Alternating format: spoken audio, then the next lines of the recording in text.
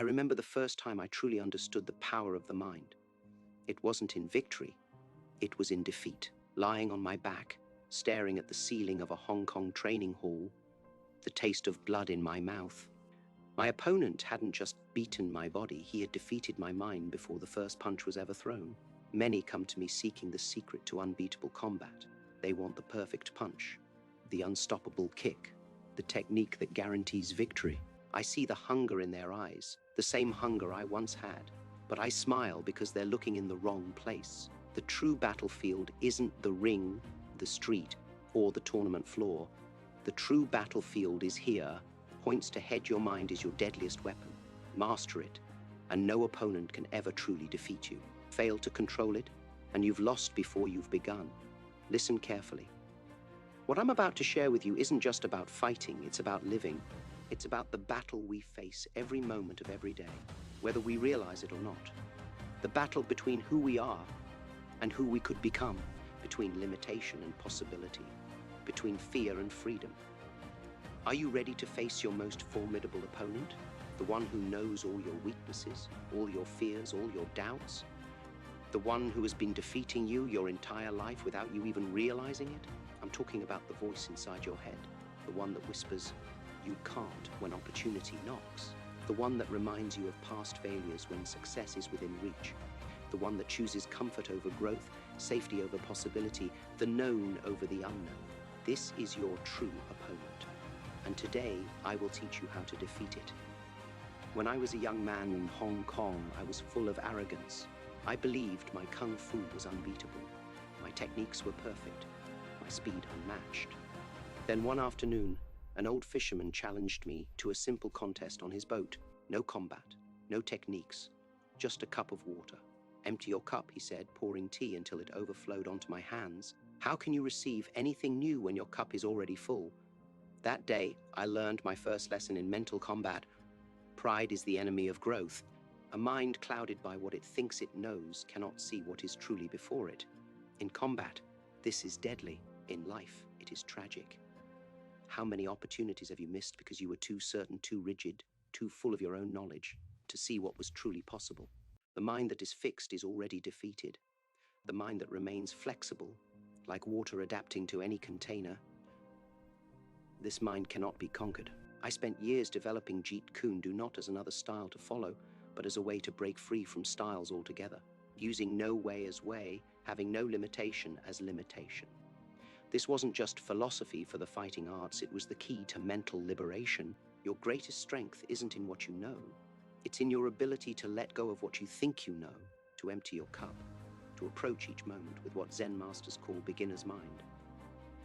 Think of how often your mind defeats you before you even begin. You see someone successful and think, "I could never do that." You face a challenge and immediately remember every time you've failed before. You dream of something greater, and your mind rushes to remind you of all the reasons it's impossible. This is mental defeat. And it happens not in dramatic moments, but in quiet ones. Not in the arena, but in the mirror. Not when facing an opponent, but when facing yourself. I remember watching students enter my Kwun in Oakland. I could see immediately which ones would succeed and which would fail. Not by their physical abilities, no. By the thoughts written across their faces. The ones who entered thinking, "I'll try," were already defeated. The ones who entered thinking, "I will," had already won their first battle. Your thoughts become your reality. Your mental limitations become your physical boundaries. The voice that says, "I can't," ensures that you won't. But here's the truth they don't tell you. That voice is lying. It always has been. When I first came to America, I was told I couldn't teach non-Chinese students, that it wasn't done, that it would dishonor my traditions. This was a mental cage others tried to place around me. For a moment, I nearly accepted it, but then I asked myself, who created this limitation? Is it real, or is it just a thought, just a belief? Just a story someone told that others believed until it seemed like truth? The most powerful question you can ask yourself when facing any limitation is simply, is this real or is it just in my mind? Most of what holds us back exists only in our thoughts. The boundaries we believe are solid walls are often just fog, appearing substantial but disappearing the moment we walk through them. There's a reason I tell people to be like water. Water doesn't question whether it can flow around an obstacle. It doesn't doubt its nature. It doesn't fear the path ahead. It simply flows, adapting to whatever it encounters, never fighting force with force, but always finding the way of least resistance. Your mind must become like water, fluid, adaptable, unattached to form, ready to become what the moment requires. But how? How do you transform a mind hardened by fear, doubt, and limitation into one that flows like water? This is what I'll share with you now, the mental training that transformed me from a fighter into a warrior, from a technician into an artist, from a man constrained by tradition into one who could truly express himself honestly. First, you must understand the three mental enemies that defeat most people before they ever step into battle. I call them the three dragons of the mind, and each one requires a different strategy to overcome. The first dragon is fear, not just fear of physical harm, but fear of failure, fear of judgment, fear of the unknown. This dragon breathes the fire of what if into your mind, paralyzing you with possibilities that haven't happened and likely never will. I faced this dragon early in my teaching career. Standing before my first American students, I felt the fire of doubt. What if they rejected my teaching? What if my English wasn't good enough? What if I failed? The way to defeat the dragon of fear is not to fight it directly. That only makes it stronger. The way to defeat fear is to step directly into it, to act despite it, to feel the fear and move forward anyway. When fear rises in your mind, recognize it for what it is. Not a wall, but a door. Not a stop sign, but an invitation. Not the end of your journey, but the beginning of your growth. Fear is merely excitement. Without breath, take a deep breath and step forward. The second dragon is doubt. This dragon is more subtle. It doesn't stop you with burning fear, but erodes your foundation with constant questioning. Are you good enough? Are you ready? Do you deserve this? Shouldn't you wait until you're better prepared? This dragon defeated me many times in my early days of developing Jeet Kune Do. I would create, then question. Innovate, then hesitate. Move forward, then step back. The voice of doubt constantly whispering that I hadn't trained enough, hadn't prepared enough, hadn't proven enough. The antidote to doubt is decisive action. Not tomorrow, not when you feel ready. Now. In this moment, doubt cannot survive contact with reality. It lives in the gap between thought and action. Close that gap, and doubt disappears. When you find yourself wondering if you're ready, remember, you become ready by beginning. The readiness you're waiting for comes from the very action you're postponing. The third and most dangerous dragon is attachment. This is the dragon that breathes the fire of, this is how it must be done. The one that chains you to what worked before, to who you were yesterday, to the identity you've built around yourself. This dragon nearly ended my growth as a martial artist.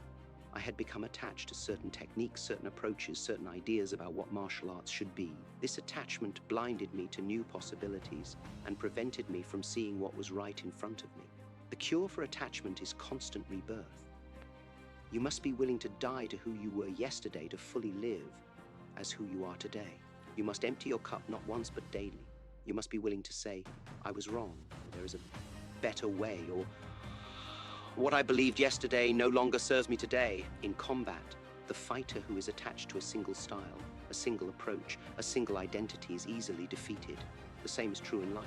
The mind that clings to what was cannot embrace what could be. These three dragons, fear, doubt, and attachment, guard the fortress of your potential. Defeat them, and no external opponent can ever truly conquer you.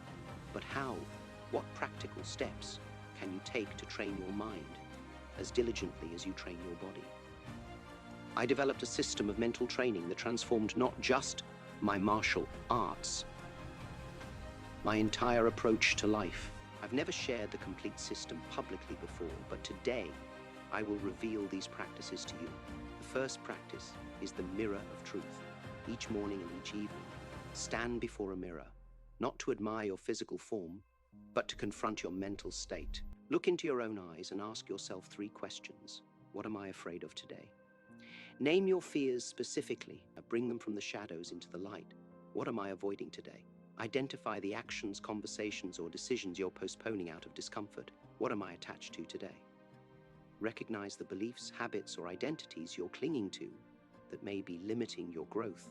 This practice seems simple, but few have the courage to face themselves with such honesty.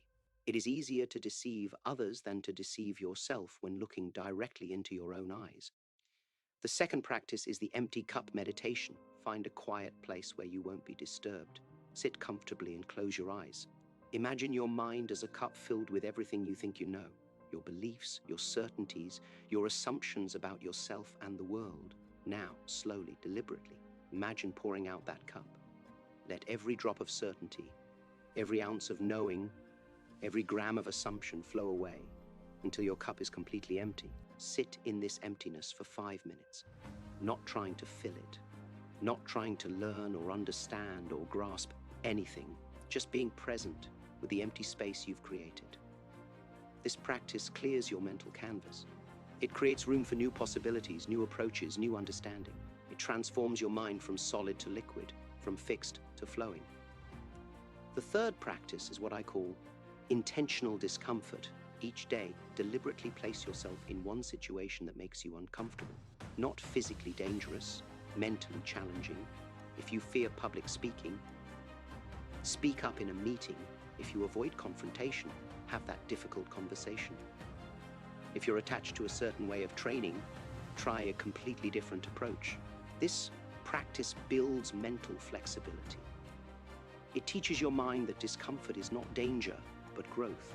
It expands your comfort zone, not by thinking about what lies beyond it, but by actually stepping beyond it. The fourth practice is mindful movement. This is not just physical training, it is the unity of mind and body in perfect harmony. Choose any movement, a punch, a kick, a kata, even just walking or breathing, and perform it with complete attention. Feel every muscle engaging. Notice every sensation. Be aware of every thought that arises. Don't judge or analyze, just observe with complete presence. This practice develops the mental quality I value above all others: presence. The ability to be fully here, fully now, without distraction.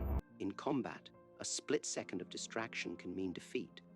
In life, years of distraction can mean a life unlived.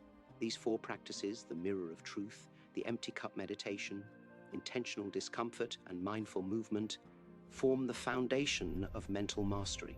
They are the katas of the mind, the forms that, when practiced diligently, develop not just skill but artistry.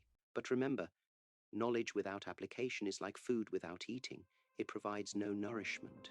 You must not just know these practices, you must live them daily, consistently, without excuse. I've seen too many students nodding their heads in understanding only to return to their old patterns the moment they leave the kun.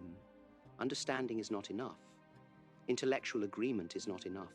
Only action, consistent, deliberate action, creates transformation. Now, let me share with you the most important truth about mental combat. The ultimate goal is not to defeat the mind, but to transcend it. When I speak of being like water, I'm not suggesting you control water, I'm suggesting you become it. Not that you master your thoughts, but that you move beyond the very concept of a thinker and thought being separate. In my own training, I discovered a state beyond thinking, a state of pure awareness where there is no separation between me and my movement, between intention, between self, other. The Japanese call this mushin, no mind. The Chinese call it wu wei, non-doing. I experienced this state most profoundly during a tournament in Hong Kong. My body moved without conscious direction. My techniques emerged without planning. There was no Bruce thinking about fighting. There was only the fight expressing itself through Bruce. This is the state of highest mastery, not when you perfect the mind, but when you move beyond it. Not when you control your thoughts, but when you recognize yourself as the awareness in which thoughts arise and dissolve, like waves on the ocean. How do you reach this state? Not by grasping for it, that only pushes it further away. You reach it by letting go, by releasing your attachment to outcome, by surrendering your need to control, by emptying yourself of yourself until only pure awareness remains. In combat, this state is unstoppable because there is no self to be defeated, no mind to be psyched out, no ego to be threatened. There is only responsive intelligence in action. In life, this state is liberation. Freedom from the constant chatter of thoughts telling you who you are and what you can or cannot do. Freedom from the endless cycle of craving and aversion. Freedom to simply be fully and completely in each moment as it unfolds. This is the ultimate destination of mental training, not just a stronger mind, but freedom from mind altogether. Not just better thinking, but the space between thoughts where true power resides. But don't mistake this for some distant, mystical achievement accessible only to masters meditating in mountain caves. This state is available to you right now, in this very moment. It emerges not from adding something to your experience, but from removing the obstacles you've placed in your own way. The obstacles of identification with thought, the obstacles of attachment to outcome, the obstacles of separation between you and life as it's actually unfolding. I remember a student once asking me, "How long will it take me to master these principles?" I smiled and asked him, "How long will it take you to let go of the question of how long it will take?" The journey of mental mastery isn't measured in time, in presence. It unfolds not in minutes and hours, but in moments of complete awakening to what is. Not in how much you accumulate, but in how much you're willing to let go. So where do you begin this journey? Not tomorrow. Not when you finish watching this video. Not when you feel more ready or more worthy or more prepared. You begin now, in this breath, in this moment of awareness that is reading these words. You begin by recognizing that your mind has been both your greatest ally and your most formidable opponent. That it has both created your reality and limited it. That it has both inspired your growth and prevented it. You begin by making the decision that from this moment forward, your mind will serve you, not the other way around. That you will no longer be a prisoner of your thoughts, but the witness of them. Not controlled by your fears, but informed by them. Not limited by your doubts, but motivated by them. In my own journey, I came to a profound realization. The mind is the ultimate dojo. Every thought is a sparring partner. Every limitation is a teacher. Every moment is an opportunity to apply the principles not just of combat, but of conscious living. The punches and kicks, the forms and techniques, these were never the point. They were merely the vehicle through which a deeper truth could be discovered. That you are not your thoughts, you are not your fears. You are not your limitations, you are the awareness in which all these arise and dissolve. This is the truth that transformed me from a fighter to a warrior, from a martial artist to an artist of life, from someone bound by traditions to someone who could honestly express myself without limitation. And this transformation is available to you right now, not through years of physical training, though that path has its value, not through accumulating more knowledge, though wisdom has its place, but through the simple yet profound decision to no longer be controlled by the thoughts that flow through your mind, to no longer believe every fear that arises, to no longer accept every limitation presented to you, whether by society, by others, or by your own conditioned thinking. The ultimate technique I can teach you isn't a punch or a kick. It isn't a form or a method. It's the art of mental liberation, the practice of moving beyond the mind that has been both your greatest tool and your heaviest chain. This liberation begins with a simple question that cuts through all confusion, all complexity, all conditioning. Who would I be without this thought? Who would you be without the thought that you're not good enough? Without the thought that you need to prove yourself? Without the thought that failure is something to be feared rather than a necessary step toward mastery? Who would you be without the thought that you need to become someone other than who you already are? Without the thought that your worth depends on your achievements? Without the thought that life is happening to you rather than for you? In the space created by these questions, a new possibility emerges. Not a new thought to replace the old one, but a recognition of the awareness that exists prior to all thinking, the awareness that is your true nature, unconditioned and free. This awareness is like water, formless yet powerful, yielding yet unstoppable, empty yet full of potential. This awareness is who you truly are, beneath all the identities you've constructed, all the stories you've believed, all the limitations you've accepted. And from this awareness, true self-expression becomes possible. Not the mechanical repetition of what you've been taught, but the authentic expression of who you truly are. Not techniques performed by a body, but life itself flowing through you without obstruction. This is what I meant when I said, the key to immortality is first living a life worth remembering. Not a life constructed by the mind to impress others or accumulate achievements, but a life lived from the depths of your true nature. A life of authentic self-expression. A life unbounded by the limitations of conditioned thinking. The mind is indeed your deadliest weapon, but like any weapon, its power lies not just in its strength, but in how skillfully it's wielded.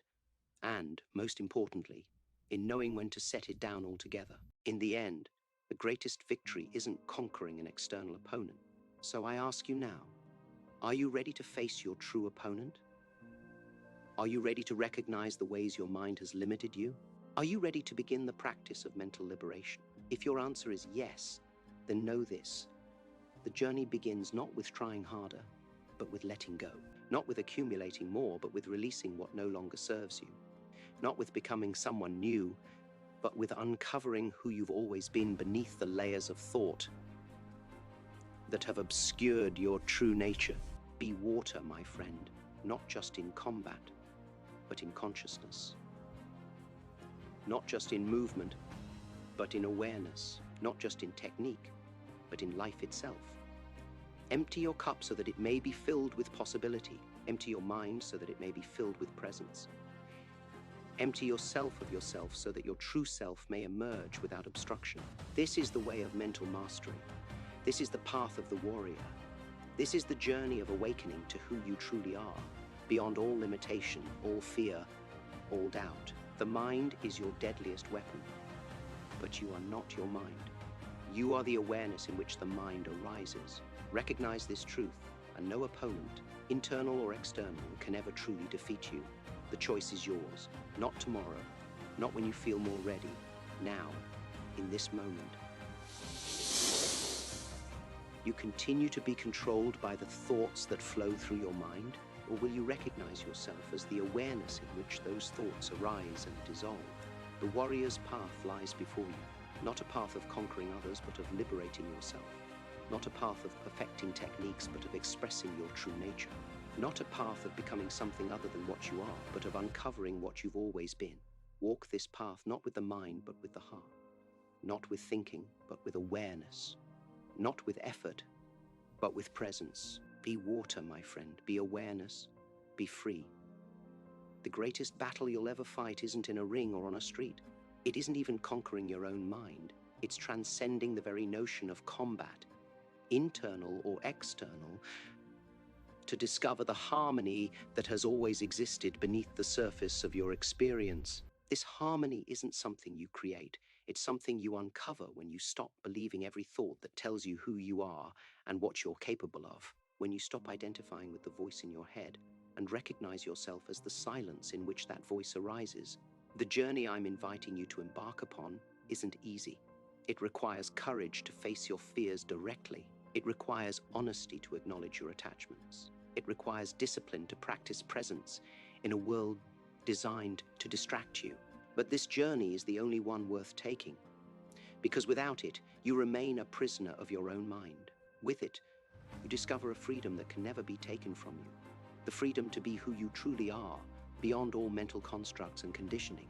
Not to add these ideas to your collection of knowledge, but to let them dissolve the very foundation of what you think you know. The mind is your deadliest weapon, but you are the wielder of that weapon, not the weapon itself. Remember this truth. Embody this understanding live from this awareness, and you'll discover power beyond imagination, a freedom beyond concept, a life beyond limitation. Be water, my friend. Be awareness. Be free. It's the battle for your own liberation from the prison of conditioned thinking. Win this battle, and you win all battles. Lose it, and no external victory will ever truly satisfy you. The key isn't in trying harder, it's in surrendering deeper. Not a surrender to external circumstances, but to the truth of who you are, beyond all mental constructs.